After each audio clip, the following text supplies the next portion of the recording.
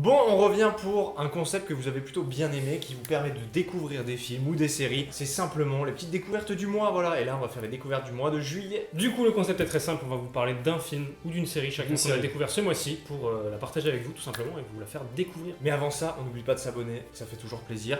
Et puis nous, ça nous permet de continuer à regarder des films et des séries. Ah bon, et c'est ça qui des nous fait documentaires. qu'on regarde des films et des séries? Ouais, moi, c'est pour ça. Donc, mon film que j'ai envie de vous faire partager aujourd'hui, c'est Haute Sécurité de John Flynn avec Sylvester Stallone, Donald Sutherland, voilà rien que ça, des grands acteurs. L'histoire, c'est celle de Frank Leon, qui est un prisonnier qui arrive en fin de peine. Voilà, il a fait un petit délit mineur. Il est sur le point d'être libéré, sauf qu'un patron de prison haute sécurité, lui on veut personnellement parce qu'il a été sali publiquement par ce mec, et du coup il va l'emmener dans cette prison de haute sécurité et il va le pousser à bout pour le forcer à recommettre un crime, pour se défendre et tuer quelqu'un et le garder en prison tout simplement. Ouais, j'avoue. Non mais le film est très cool et je le disais avant en rigolant, mais c'est un peu ça, c'est Les Évadés avec Stallone en mode film un peu plus action. Donc si vous aimez les films de prison, si vous aimez Stallone, ça peut vous plaire. C'est pas que un truc bourrin, il y a des scènes très touchantes, il y a une belle photo je trouve, et les acteurs sont Il est sorti quand le film? c'était dans les années 80 je crois. Et il y a du coup Donald Sutherland qui joue ce méchant, ce patron de prison qui en veut, qui fera tout pour le pousser à bout. Du coup, ça se termine comment? Bah il y a un générique de fin, figure-toi. Ah, ok, d'accord. Voilà, je peux pas te dire. Bon, t'as un peu spoilé. Mais... Ouais, j'avoue, c'est pas cool.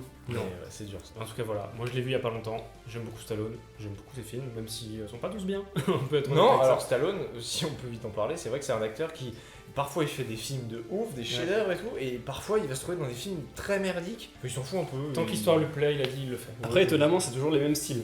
Ces films très ouf et très pourris, c'est toujours le même style de film. Bah, c'est toujours des films d'action. Ouais, principalement. C'est vrai qu'il Forcément. a déjà fait un film vraiment très posé, over the top. Over the top, mais encore, bah les Rocky. Ouais, les premiers derniers. Rocky. Ouais. Mais en tout cas voilà, haute sécurité, très cool, découvrez-le, ça me fera plaisir. On passe à mon film que j'ai choisi pour ce mois, que j'ai découvert ce mois-ci. Est-ce qu'on peut tout de suite le dire que personne ne le connaît? Alors si, alors pour une fois c'est un film plus connu que celui que j'ai parlé d'avant. Waouh. C'est un film quand même connu. Est-ce qu'il est quoi, suédois? Non, il autrichien est allemand. Il est allemand, Il est pas allemand. mal. Le titre allemand c'est Der Himmel über Berlin, je crois que c'est ça. Et Ok. le titre anglais c'est Wings of Desire. C'est un film de Wim Wenders, qui est un très grand réalisateur. Quand même. C'est un film qui est sorti en 87 avec un acteur connu, avec Bruno Ganz, que vous connaissez sûrement parce qu'il a joué un personnage avec une moustache dans un film qui s'appelle La Chute. Ça c'est Hitler. Voilà, j'osais pas le dire, t'as le droit. C'est pas que c'est très drôle, mais dans ce film, du coup, il joue un ange. Et en fait, le film tourne autour de cet ange, je sais plus comment il s'appelle dans le film. Tu vois un peu le quotidien d'un ange à Berlin pendant le mur. Vous voyez, pendant cette période de guerre froide, tu vois cet ange qui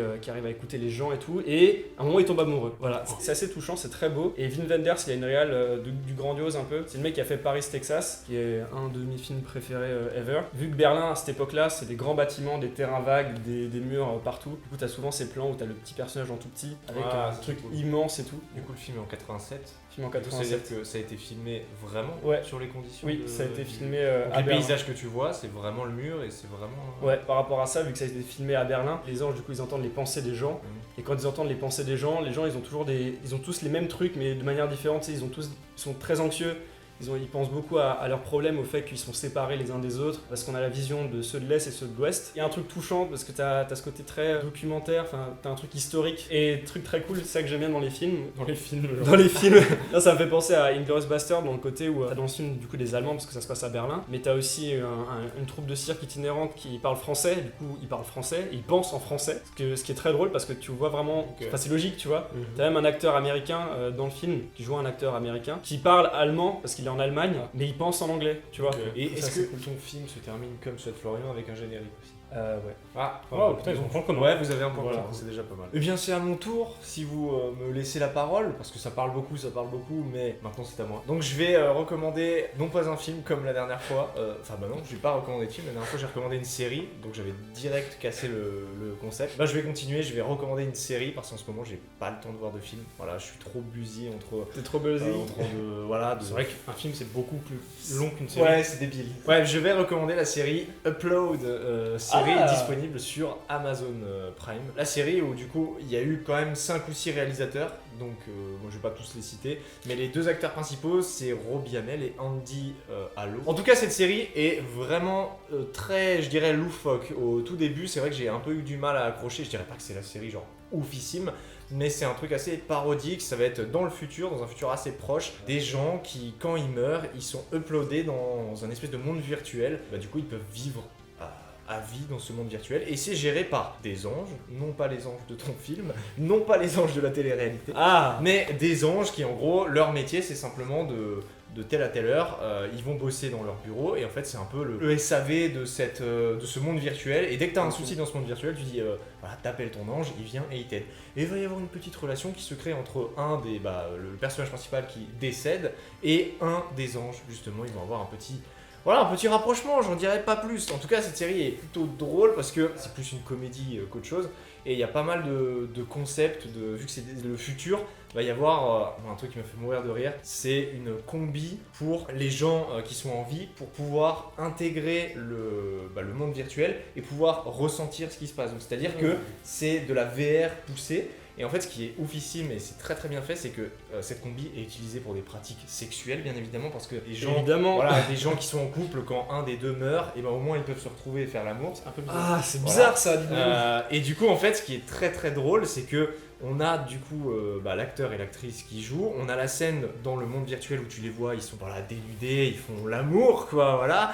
Et c'est très beau. Et dans le monde réel, tu vois du coup la personne qui existe vraiment, mais du coup, en fait, qui a une espèce de tenue de plongée, mais tu sais, beaucoup trop grande, dégueulasse. Et à l'intérieur, il y a des espèces de, j'ai envie de dire des babines, des trucs qui font comme ça, tout blub.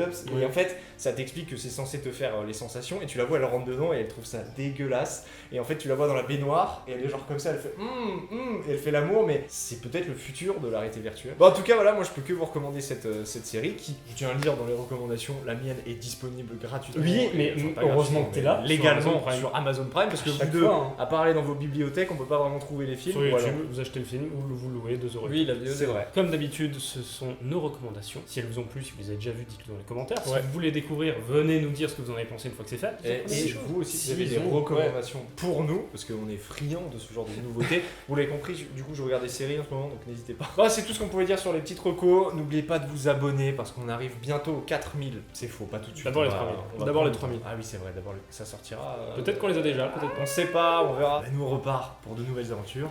Ciao.